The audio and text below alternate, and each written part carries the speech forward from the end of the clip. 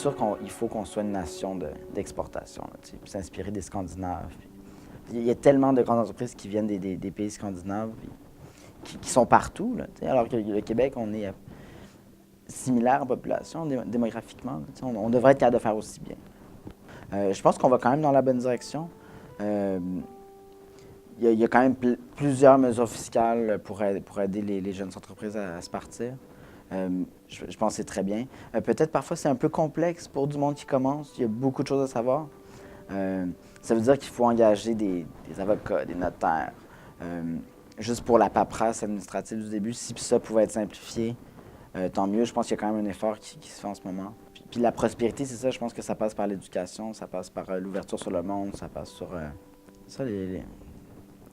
l'initiation à la technologie, à l'entrepreneuriat, c'est certain, mais tout ça, ça passe par l'école. Smartello, c'est un produit pour transformer les vélos en vélos intelligents. Donc, ça s'installe sur n'importe quel guidon et ça se connecte à un téléphone. Donc, ça permet, par exemple, d'entrer une adresse et de se laisser guider virage par virage. Donc, c'est comme un GPS, mais nous, on utilise une interface qui est circulaire, donc c'est juste des lumières. C'est pas un écran, c'est pas compliqué, ça reste le plus simple possible. Et on peut le laisser sur le vélo sans avoir peur de se le faire voler.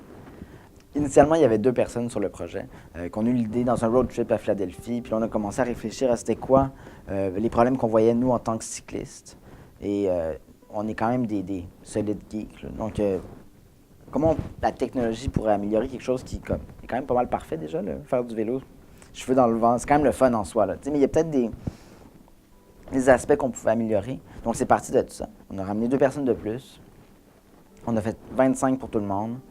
Puis comme ça, on s'assure que tout le monde est à fond. T'sais.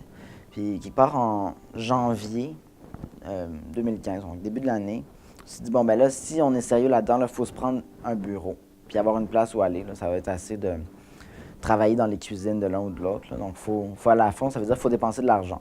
C'est ça, nous, on a pu faire notre Kickstarter, avoir un prototype fonctionnel, on a gagné des prix, puis là, on s'en ligne vers la production. Donc, ça a été très rapide. Là. J'espère faire un changement aussi dans la vie des cyclistes. Là, je pense qu'on amène quelque chose qui peut améliorer l'expérience cycliste puis l'amener à un autre niveau.